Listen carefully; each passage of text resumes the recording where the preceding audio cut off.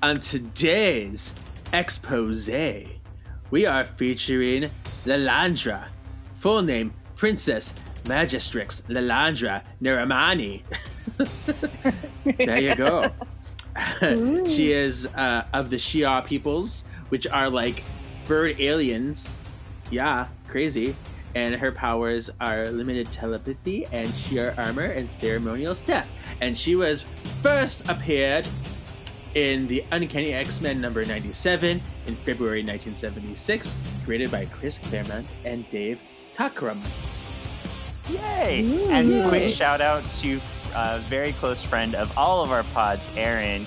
I love whenever he messages me about Lilandra, I get like a different spelling of her name. I get like Linandra, like different things. So Aaron, we love you, and we love your misspellings of Lilandra.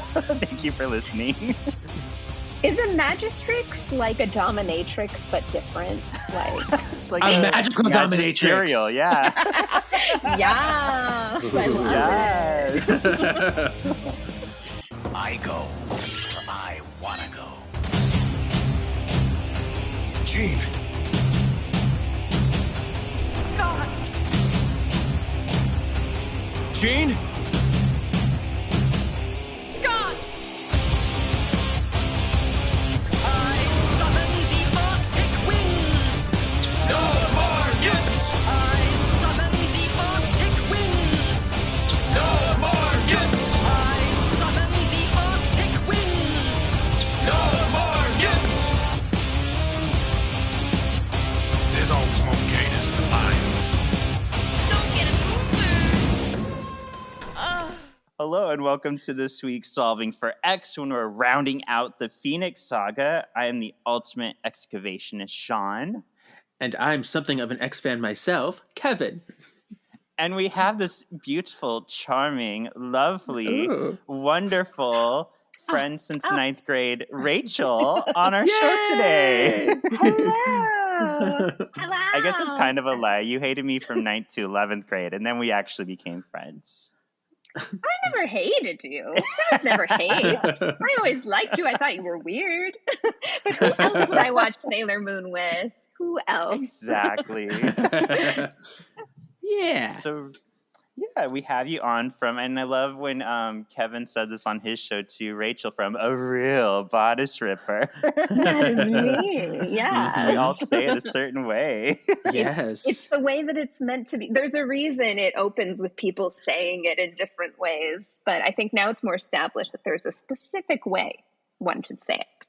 Yes, And there's it's only one way. It's like almost Gene-gasmy, but You gotta get that tone. Yeah. Deliver. Now, Rachael, what got you into X-Men? So I had very basic knowledge of X-Men from me and my brother used to watch the show when it was on TV. But then I became much more versed in it through my friendship with Shawn. And then Shawn just teaches me all these things that later on I can pull out as like, let me give you these random facts about Star Wars or X-Men or all these nerdy things. And then boys are impressed. So it's great. You committed it to memory. I've learned it all. I've studied. It's like sometimes I've actually seen or read the stuff. Other times I just know Shawn's recounting of it. Yeah. It's gotten to a point where we've been at like get-togethers or gatherings, and Rachael will just look at me, and I'm like, "What?" And she's like, I just figured you'd tell this story now because she knows like my stories and my knowledge. Or one time I sat back and watched her flirt with a guy with like stuff that I told her about Indiana Jones. I was like, I am such a proud parent right now. I hope she gets banged so hard. Because I always loved Indiana Jones, but I didn't know all the random factos. So yeah. Amazeballs. So for this episode, our last week's previously on was who is your favorite Starjammer? So Rachael, what do you know of the Starjammers? No, it's not a porn. I mean, they're very new to me, but just from what I saw in this whole saga, I mean, I love this weird cat lady that doesn't talk, but just goes from time to time. She's kind of fabulous. randomly just kisses someone at one point, like, okay, bye. Let me give you a big old kiss on the lips. Okay. Yeah. Yeah, they fabulous. didn't do her much justice. She just No. makes cat noises. But it was and one of my she's- favorite things in this Yeah. episode. In that episode. Well, because they're not even like like they're always like like they're always perturbed cat noises. It's not like a pleased cat, No. just really disturbed cat noises. Yeah. So cool. Let's see what our listeners said, who their favorite Starjammer is. This week on our Previously On, we asked you sexy X's, who is your favorite Starjammer? Out of the 4, in last place, Raza Longknife got 3 votes, 12%. Chode, not a great name anymore, got 5 votes, 19%. And it was kind of close. Hepzibah got 7 votes, 27%. But we all like our Daddy Corsair the most, 11 votes, 42%. It's kind of how I thought it would go. I kind of thought it would be between Corsair and Hepzibah. So Corsair, that's cool, because I love me some Corsair. Oh, that mustache and the hair. And I know, I love it. I love him. Yeah, so that works out for me. Actually, and then Hepzibah, there's so many of them. Hepzibah is great too, because, yeah, like Rachel said, I love the rounds, the meows. And, she's got that cat lady quality, but like sexy cat lady quality, not like weird, Mm-hmm. And plus, she and Corsair make a really interesting, fun couple. I showed you the Starstruck comic the other with them together. It was like some of my favorite stuff. So I'm okay with either one. That was some spank bank material that we showed me. I know. Corsair in his little boxer briefs. Yes. Yeah. Cool. Yeah, and poor Chad and Raza. I figured they wouldn't be in the running. I figured it was down to Hepzibah or Corsair, but we had to add them. Right. Well, wait, and so was his name Chod, or like I thought they said Chode when they were said saying, his name, in and I this was episode, like, oh no. Yeah, in this episode no. they're saying Chode. Yeah. Wait, Yeah, that's I not a think they good say thing. chode. Chode is a word that is used. That's a different. Not good. Mm-hmm. Not good. Not good. Yeah, not good. And it's almost like they wanted to call him Toad, but they couldn't because Toad already existed. So they're just like, Chode. Kind of weird. Which, speaking of, real quick, I know this isn't X-Men, but they announced Mario last week, the movie, and Rachel sent me a TikTok of a guy acting like he was Chris Pratt, and it cracked me up. He was like, here we go. No, I'm not fucking doing it again. I'm not doing that line again. That's it. That's what they're saying. Like, the world is shook. Like they came out with the preview. Yeah. And like Jack Black as Bowser sounds very works. Bowser-like. Like you don't even notice him necessarily being Jack Black. But then like Mario comes and he opens his mouth and he's not Italian. No. Apparently not Italian. And like just like sounds the exact same way like Chris Pratt always sounds. I wonder if there's enough backlash. Maybe we'll get some of that like ugly Sonic for real Sonic kind of action. Because come on, it can't have been that hard. And redo your lines because. Yeah, we even Alan and I even went back and watched the old cartoon where there's the live actiony guy sometimes, and he has like a deeper voice, but at least he's Italian. Yeah, and we all accepted that. So come on. Yeah, I feel like this is almost like as bad as going to watch the original movie expecting it to actually be like Mario Brothers like, and then being like, what is happening? How did that lead to this? I don't understand. Right. But you know what? We're not here to talk about Mario. We're here to round out the Phoenix Saga. Yeah. So this aired September 9th, 1994, written by Michael Edens and directed by Larry Houston. Ooh. All right, let's get started, girl. You're up. I'm up with number 1. Okay. You turn New York. New York. Okay.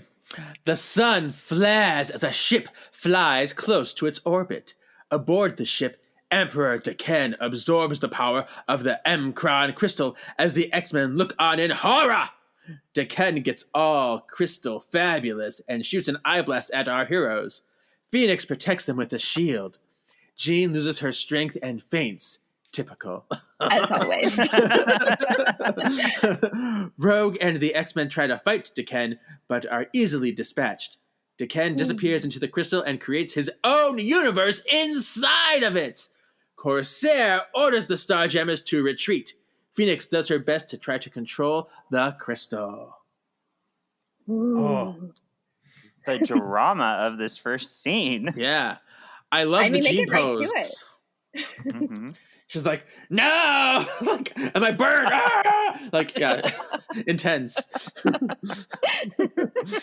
with her bird sounds. Yeah. I have always heard in my head the bird sounds, so that's where I stand on that debate. Just so y'all Okay. know. I hear I just the bird realized sounds. we didn't ask you your favorite character, even though I know. Oh my but who's gosh. your favorite character? What? Who could it be? Who is my favorite cat? It's Rogue. It's Rogue. It's always going to be Rogue. I love Rogue. Rogue is my favorite. She's the best. I love Rogue. Did you know there's a new Rogue pin you can get at Disneyland? I've seen her, and she is so beautiful, you guys. Like, beauty personified. Who would not want to wear that proudly or put it up on their wall and just look at it? Yeah, I mean, people never ever make Rogue ugly by accident. That never happens all the time.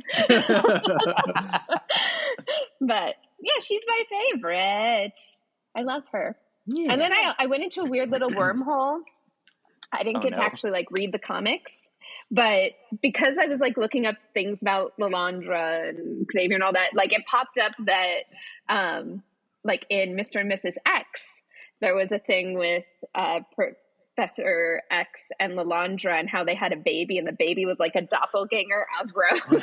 I was like, oh, this is very interesting. I need to read this. So who knew that it was still so relevant? And just different ways that they use these characters always surprises me. But I love Rogue.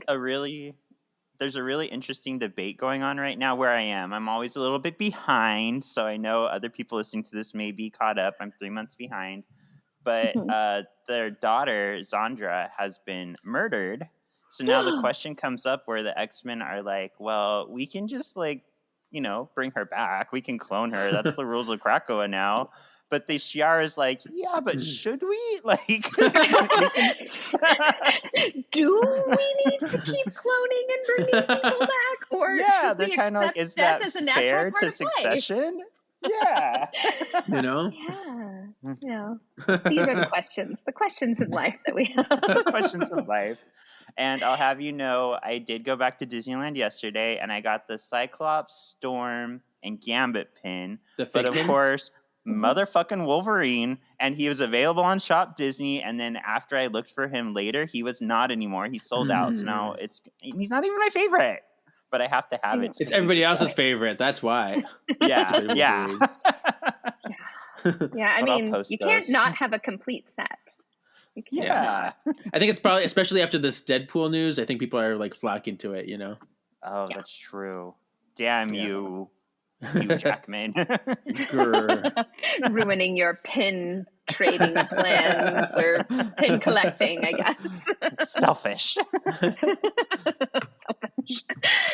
All right, scene 2.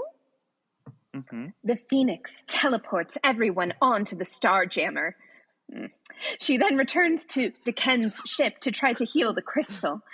Her struggles are to no avail as she is sucked into the Mcron crystal. The inhabitants of the Starjammer watch as everything is sucked into the crystal. Corsair has the brilliant idea to shoot the crystal, but it has no effect. That was pretty dumb, Corsair. Like, let's just shoot at it. Yeah. Let's fly towards it and shoot at it. You're no longer my favorite. No, I'm just kidding. You're so fickle. I know. I do love, like, after she goes inside the crystal, then how she just kind of becomes this smear of her, like, outfit on the ground. I don't know why that was so funny to me. I was so confused. I'm like, did she melt? What is happening? Yeah, I think she just got naked. She just took her outfit off and ran. You know what? It like kind of reminds me. This is so stupid. Okay, when after Maleficent as the dragon gets killed in Sleeping Beauty, yes, exactly this, that. like, smear on the ground. It was just like that. I was taken to that moment. On Earth, Jubilee watches as the sun starts to fade away. She runs in on Storm, reporting out to the professor via comm. Professor X explains that the M-Cron crystal is acting as a black hole and absorbing everything in the universe. He tells Jubilee that the X-Men are now their only hope. And I don't know why I always fixate on this, but her bubblegum is yellow again, and it's so ugly and icky. I know. Was that a popular 90s color? No, it was pink was the popular color. You got mail. 90s moments. Yeah. Well, yeah, because the popular bubblegum was those big, like, bubble yum things. That was always pink. Yeah, and bubble tape. Oh, bubble tape! Oh, when you just shove as much in your mouth as you possibly exactly. could. That, right? And the big league chew as well. Like, my need to put as much of that in my mouth as possible was just unreal. Right. My problem was Zebra Stripe because it tasted so good, but then you wanted more because the taste would go away so quick. It went away so quick. It went away too fast. It's very tragic. Yeah. Yeah. This is why our generation is messed up. We had bad bubble gum.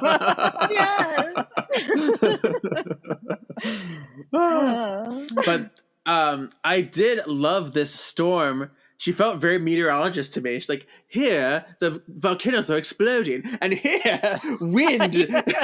It's not me, I swear. Right. Storm's on the next level in this episode.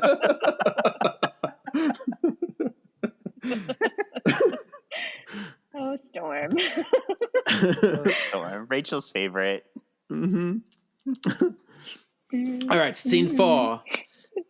Meanwhile, back aboard the Starjammer, the ship struggles to hold together and not be sucked into the crystal. Gladiator apologizes to Lalandra for not being there for her.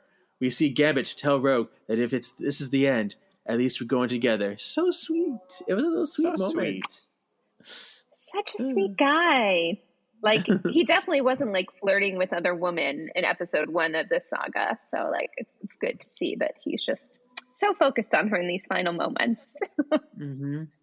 Yeah. Oh, you didn't even see the worst of it. We actually did a poll to see what people thought. Because there's one where Rogue is away. They don't say where she is. She's on a mission. And Gambit walks in full, like, tuxedo. And they're like, where were you while Rogue was away? And he's like, it wasn't for me, girl. We're like, where were you? You were dressed so nice. I feel like that was basically the first episode of that. And then they were randomly, like, going to the theater and they were in a line and he starts hitting on the woman in front of them in line. Right. Yeah. He's like, hey, you're supposed to be going to this movie with me. I'm like, oh, Rogue, you scoundrel. Or not Rogue. Oh, Gambit, you scoundrel, you. Oh, Gambit. Well, a little bit later in this episode, we will get our revenge on him. Just keep that in mind. All right. I do love revenge. All right. I did like the way they treated Gladiator in this episode. I really like because his job is to protect whoever's on the throne. So we see, even though he likes Lilandra more, D'Ken is on the throne. And we see that later in the comics as well. Whoever's on the throne isn't necessarily who he wants to rule, but he's so dedicated to his position that whoever rules, that's who he's going to help. Wow. Yeah. So I do feel like immediately upon D'Ken being sucked into the crystal, he's like, well, hey, you seem to be in charge now. I'm sorry about that, but I got you now. Yeah, I got you, girl. A little bit late. Now the world is in the process of ending, so okay. All right. The Starjammer lands inside the crystalscape. Gambit sexily tells Rogue that if this is death, it ain't so bad since he's on top of her. And then she's like, I know, she kind of She was like, not happy after that one. She's like, you ruined the moment. She knows he's a horn dog. She knows. Yep. The X-Men gather themselves and look out onto a gross, pulsing world.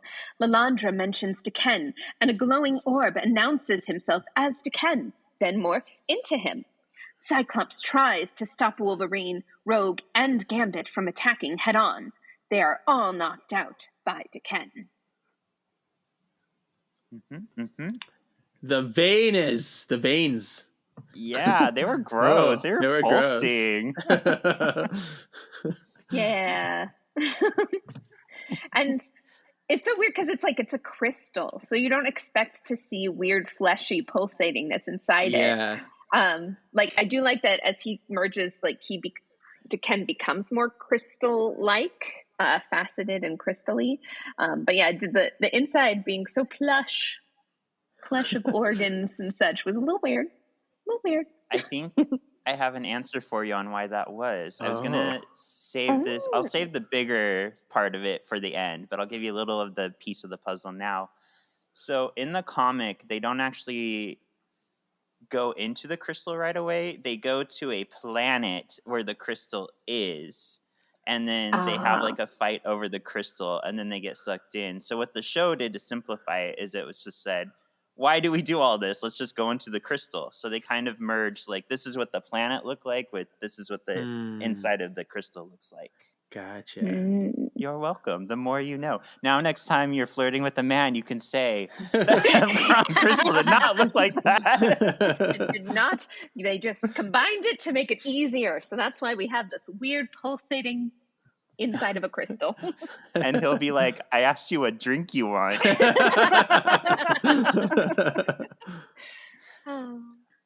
All right. Rogue decides to play catch with Deken. She gets up and her hair turns all white for some reason.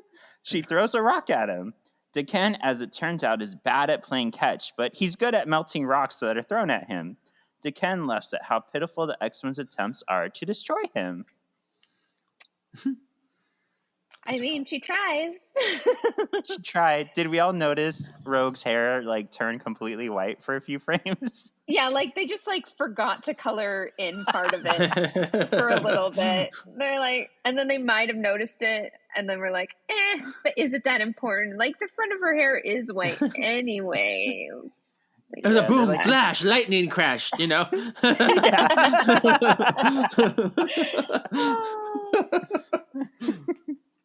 All right. Okay. A little ways away, Jean is either running around naked and left her costume, or she's melted. There you go. Yes.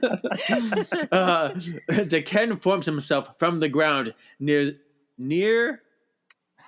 the used to be Jean. Right, confusing. Yeah, I know. I'm like, how do we say this? Okay.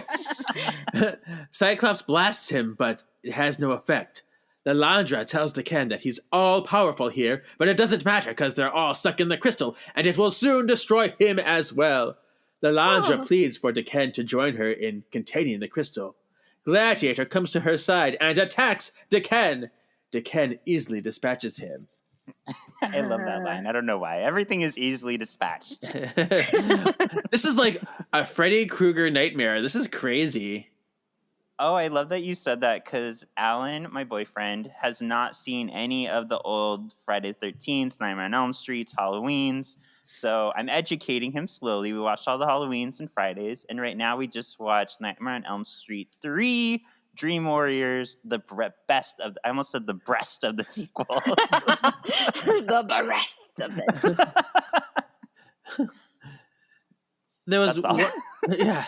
There was one part in this fight where like they all like look super shocked because like Deken's like owning everything. They're like, and most of them were doing the face, but Cyclops' face in particular cracked me up because he's like away from the rest of the group. He's like, oh, Cyclops! I sent you a picture. I took a picture of it because it made me laugh. Oh, you did? I don't think I saw it. See if you It didn't come through. You know, like, Oh, wow. There. Oh, that's great. Oh. Oh, there it is. It just came through. Like it. I like it. Cracks me up. Yeah. But yeah, I totally see. Yeah, I see the, what's it called? The Freddy-ishness. to it, Yeah. especially with the pulsating planet. Like, I feel like there's lots of like, kind of like pulsating gore within that. And then this broken person that just can make anything happen.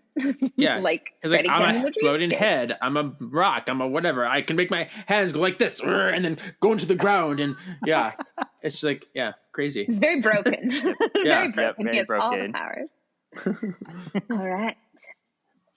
Deken ditches his body, because who needs that, and appears as a disembodied head.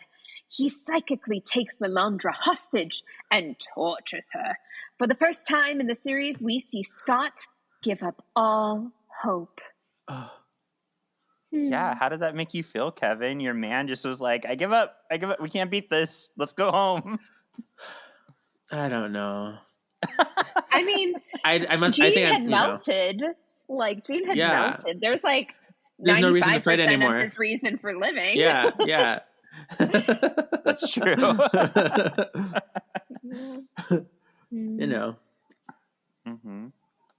Back on Earth. This is a fun scene. I'm glad I got this one. Back on Earth, Professor X watches helplessly as natural disasters occur around the world from the strain of the crystal being unleashed. After a cool montage of destruction, Storm checks in with the professor. She's totally freaking out because Earth has gone mad. It's gone mad, Professor. She is such a drama queen. Oh my god. It's nice to see her like express some emotion. I like that. Yeah. I can get behind Yeah. Storm expressing emotion for once. Even if it's like So- extreme terror. Yeah. Come out, wherever you are. Don't worry about us, Dingo.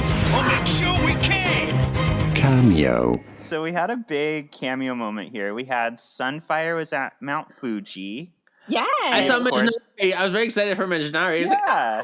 yeah. They didn't really say where he was. He was just at a shelter, but I assume it's somewhere in Africa since that's where he lives. Mhm. That part of Africa. We saw Spider-Man and War Machine in New York. We saw Aurora, North Star, and Snowbird, and Shaman. So 4 from Alpha Flight in Canada. And we saw Storm blowing the tidal wave in New York. Blowing the tidal wave. Ooh. But what's Professor, really- the threat has been deterred. Whatever. Oh! The professor's like, drink your juice, Aurora. But what's fun is this is another scene that Eric Lewald called out, that Larry Houston tried his damnedest to get Spider-Man into the scene, and he couldn't do it with legal and everything, but he was able to sneak in at least the hand. Fun. Which is funny because we had one of our listeners write in that reminded us that the X-Men went on to the Spider-Man show around this time. So when Kevin and I have some free time, we'll probably explore those episodes in more detail. But Cool. since it's October, things are crazy. Crazy. Ooh. How interesting is it that to this day, like, having the different Marvel characters like appear across the different ones that people like snatch up, like, I have the rights to this one and I have the rights to this one, and then they guard them and then they just like ruin all the fun that could be Yeah. I Still know. happening Could you today. imagine if the X-Men were already in the MCU? Could you imagine how different things would be? I mean, we You wouldn't know? have had to listen to Shawn making endless predictions for years. That's basically. true. It would have just been here. Yeah. Yeah. I said all along Miss Marvel was the key. I saw it coming from miles away. 100%. That's where you knew it would be. Yep. Back in the crystal, Deken continues his torture of Lalandra. Oh, but she was in such a top model pose in that bubble. Yeah. Like, oh, get it, Lilandra. I can see why Professor X is so desperately in love with her after knowing her for a moment. I can see why. Yeah, she was doing that wrecking ball thing. It was great.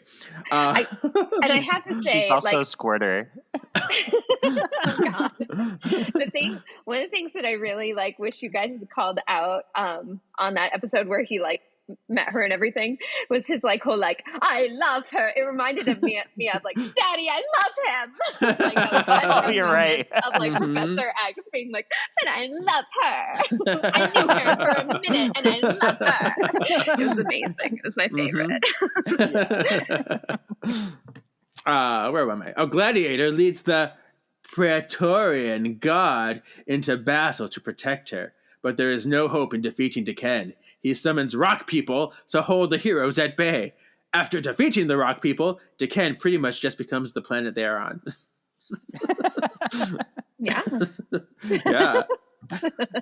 I thought this was such a cool scene. We got to see the Praetorian Guard in action and use their powers and be the heroes while the X-Men just kind of sat back and did nothing. And shocked.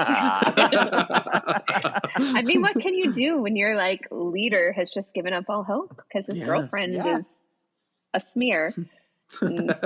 What can you do? And speaking of rock people, Rachel, you haven't heard the episode yet because it's not out yet because we're very early right now in our episodes. But our last guest loves Return to Oz. And he actually painted TikTok, and it was behind him during our whole recording. And he said, TikTok, he saw TikTok as a queer robot, and he hails him as a hero. And I was I love everything you're saying right now. I love everything about this. Wow. I mean, there are definitely certain robots that I think of as queer. C-3PO.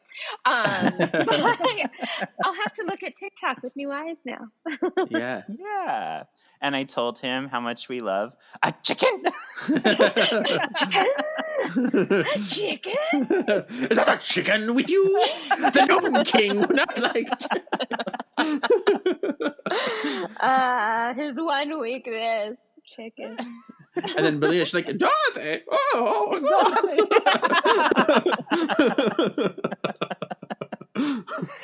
Oh, that movie of terror.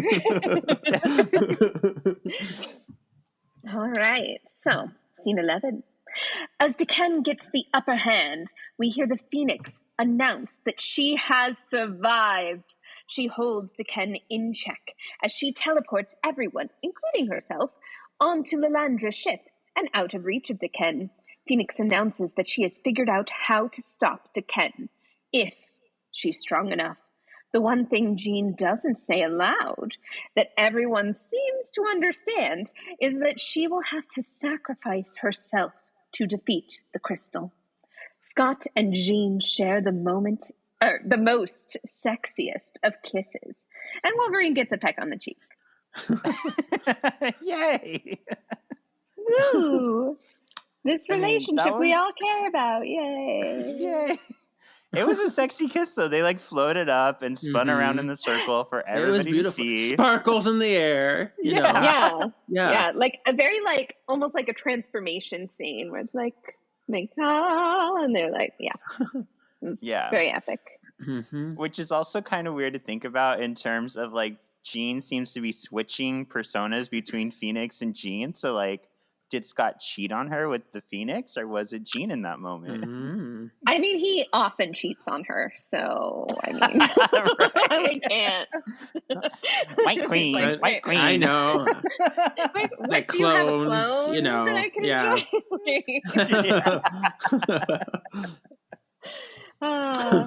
For their epic romance, he certainly gets around. Yeah. Yeah. Or he impregnates her clone and then just kind of leaves her with the baby once Jean is back alive. He's you're just a copy. Bye. This is a dark time in Cyclops history. I know. Poor Madeline. I feel bad. I'm sorry. Yeah.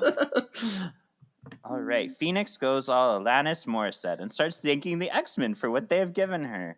Professor X's wisdom, Storm's compassion, Beast's gentleness, Jubilee's innocence, Wolverine's courage, Cyclops' peanut. I mean, love. Cyclops' love. Same thing. Yeah. I do notice that Rogue got left out from this thanks. And Yeah. I think this is one of the other reasons I don't like Jean is because she doesn't appreciate Rogue as a vital member of the team, I think. So just pointing that out. I wrote here, fuck Rogue and Gambit's drag. Like, they didn't get anything. If you don't have anything nice to say. Just leave them out. No one will notice. No one will notice that I've left them out. You know? Then we see a really cool image of the X-Men as a tree.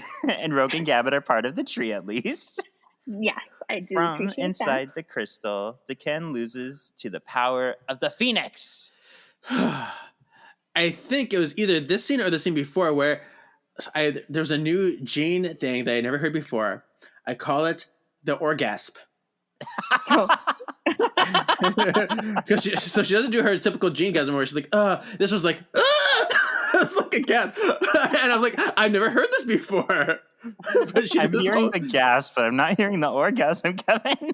I have to go find the clip, and it's because she's like, she's like, like it was a crazy thing. I was like, where'd that come from? I can't do it, but so I have to find that clip and send it to you because I was like, that was interesting. Okay. All right. Back on Earth, Jubilee and Professor X watch the skies from the roof of their Muir Island facility. Jubilee asks what it means that the sky suddenly cleared up.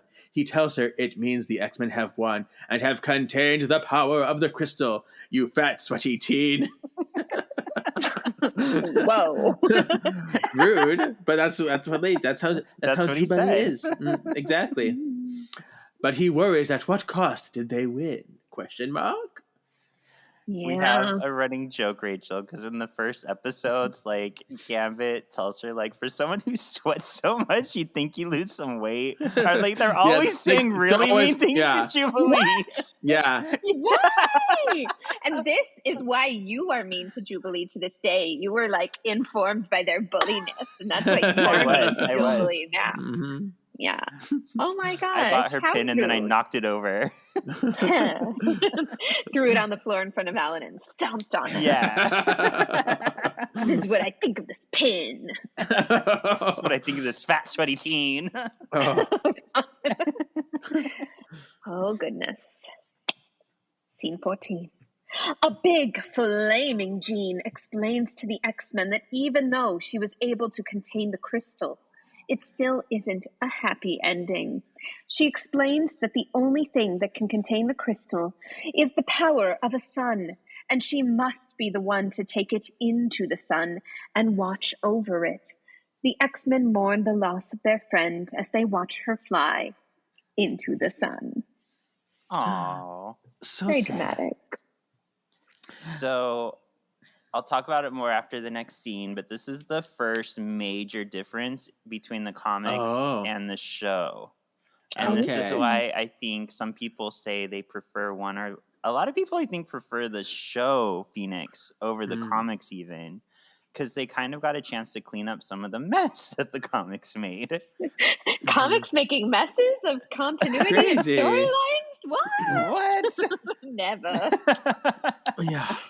But I did think it was very beautiful. Everyone with the tears in their eyes and the sadness and the goodbyes. Although there was a few awkward things. There was a weird thing where it had like Jean's face in the bird's head. That weirded me out. I'm like, what is happening? I didn't like that either. I was like, ew. That's what happens when you get close to radiation. Yeah. Like, Yeah.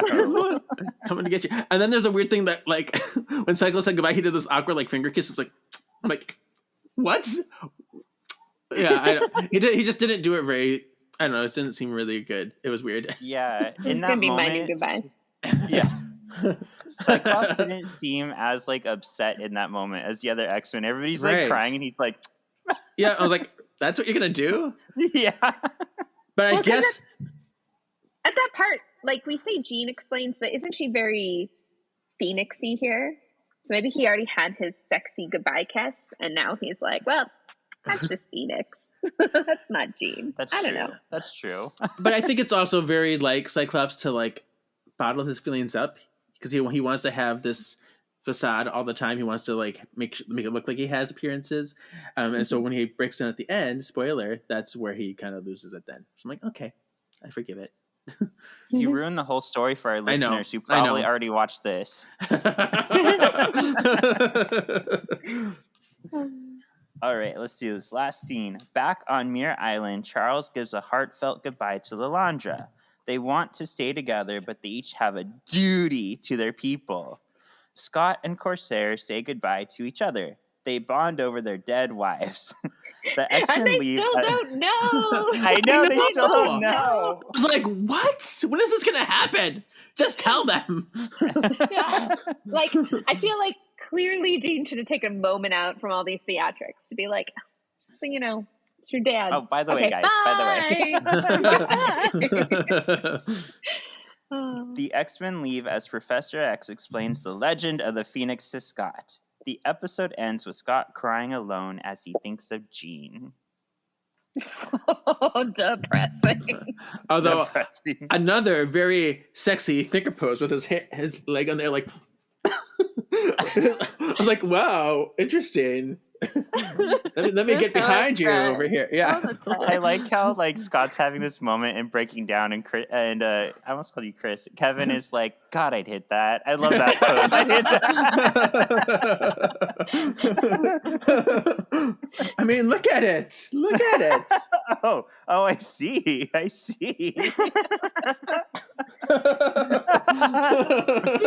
Good. Now that Jean's out of the way, I'd fuck that.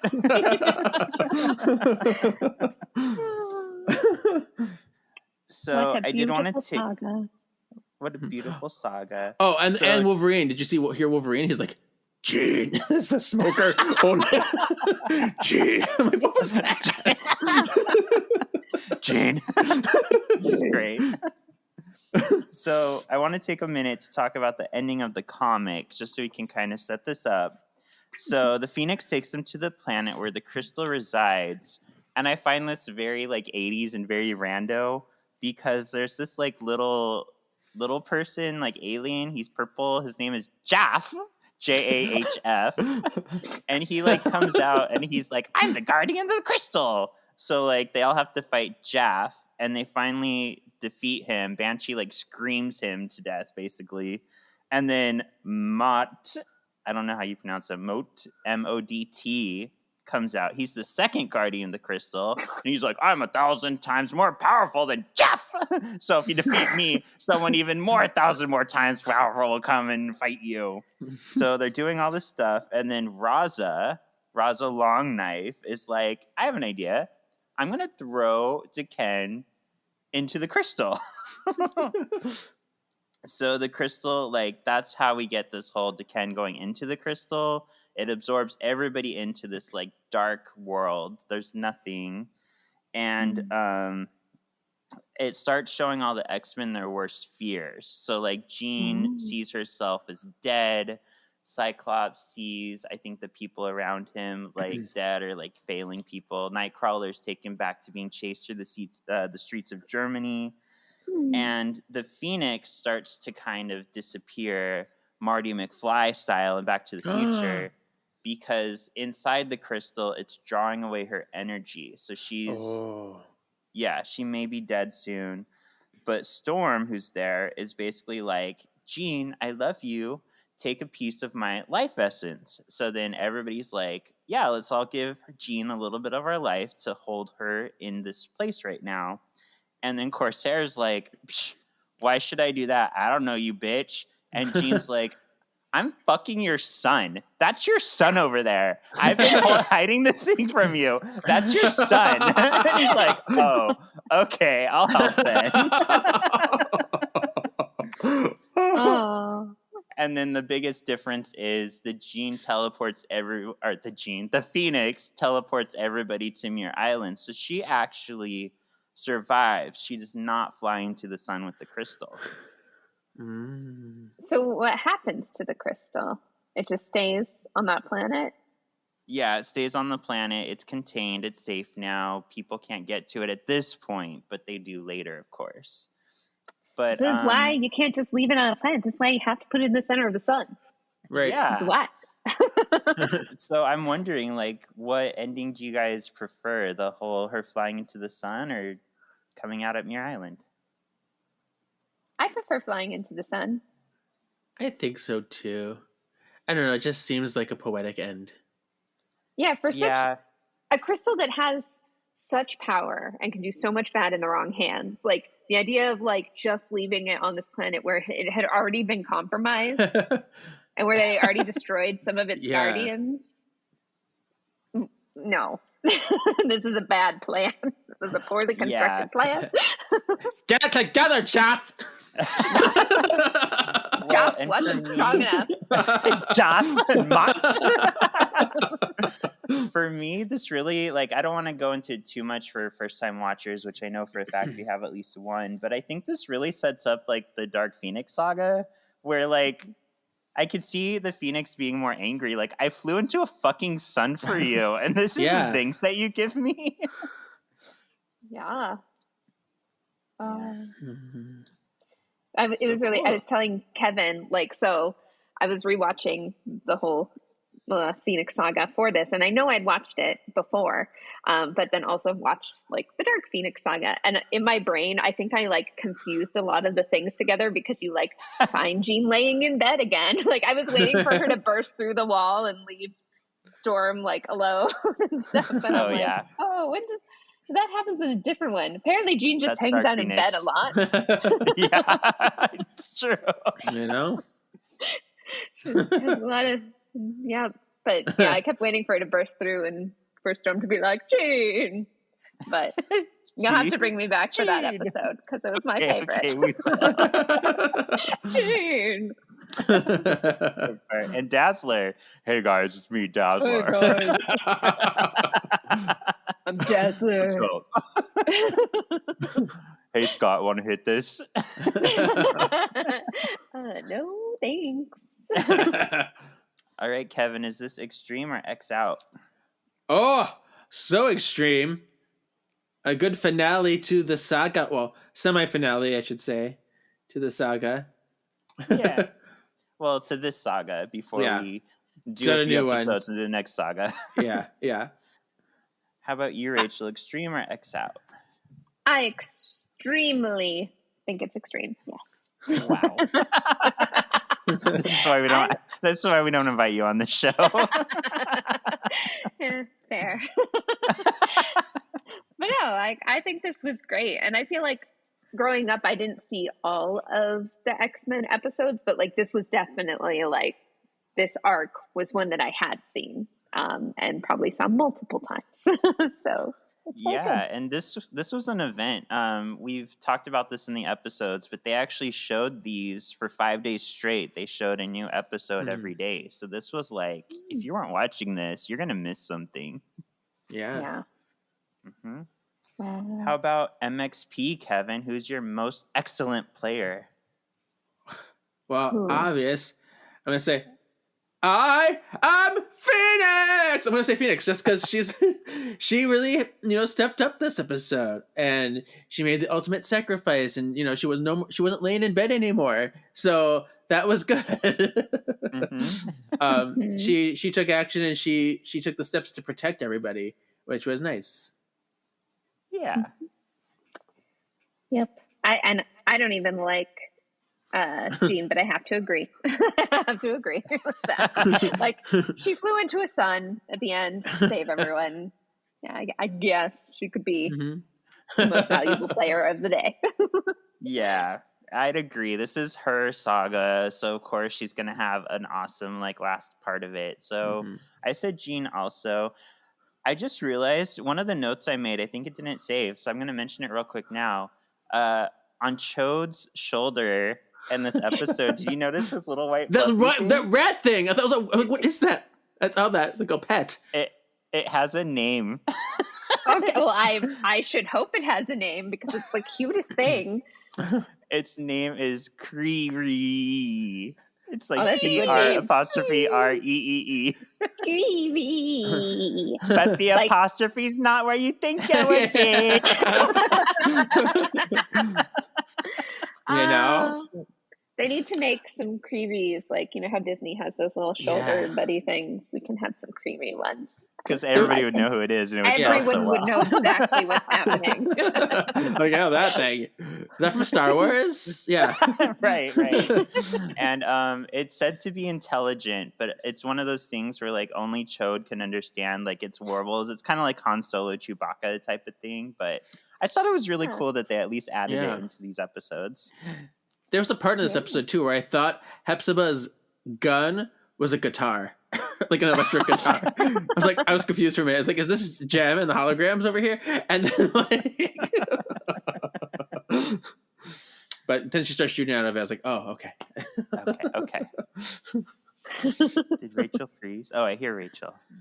I know, I'm here. There you are. All right, Kevin, what would you say is the X Factor? What's either your favorite part of this episode or something that you would say it represents well for X-Men? I just said the ensemble of characters, the cameos, everyone coming together against a common enemy. Like, this was affecting the entire world, and you know, it touched everybody in different ways, and so that was very X-Men to me. Mm-hmm. Rachel? I mean, it felt very X-Men to me that, of course, we're focusing on Jean. Bitter much? Love to do. But no, I also I really loved the cameo parts. Like, it was such a short bit, but I thought that was really fun to see other characters that, like, I think probably when I saw this back in the day, I didn't even know who a bunch of those were. But now I'm like, oh, I recognize people. How fun! Yeah. Yeah. And it was nice to have a bigger story arc too, rather than just a one-off where kind of the action is all resolved within a little bit, to really see this big, even though Dark Professor X episode was kind of random and just shoved in there for reasons. It was fun to have that bigger arc. Yeah, I'd agree. I think this episode, or not just this episode, but the whole Phoenix Saga culminating in this episode just so well captured the idea of the comics. And even for things where they changed, like we talked about, the ending was different. But what they did in this episode to condense things made sense. They still did nods to this is what the planet at least looked like. So at least you could see where we got this inspiration.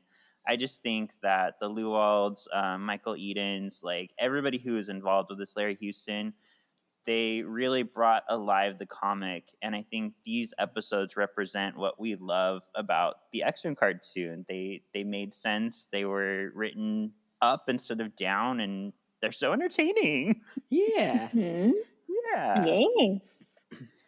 So for this previously on, I thought it would be fun to talk about what word would Jean have used for Gambit?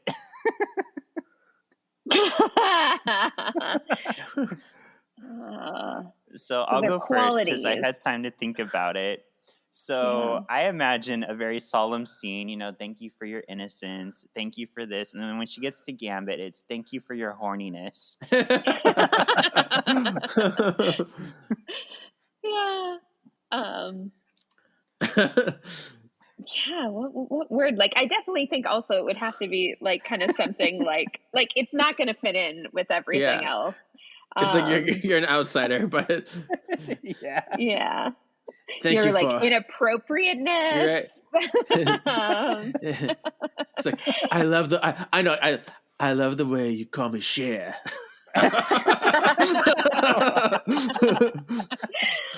Oh.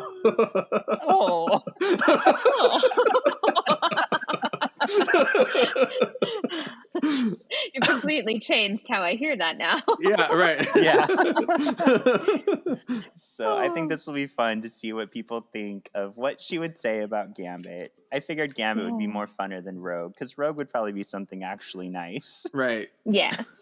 Yeah. But it would also be a little jab. She's clearly jealous of Rogue. Clearly. That's true. Thank you to the obviously more powerful and beautiful mutant. If only it had been you in the ship. If only. Right. Although the outfit would have made your ass look big. Yeah. But So, it would look Kevin, good on her. She looks super good in green. So It's true. Our next episode is No Mutant is an Island. And this is the one I was referring to. This one didn't air until season 5. And I consider it part of the Phoenix Saga because it does very heavily reveal something. But yeah, we were left wondering for years until this episode aired. So it's back in its rightful position now.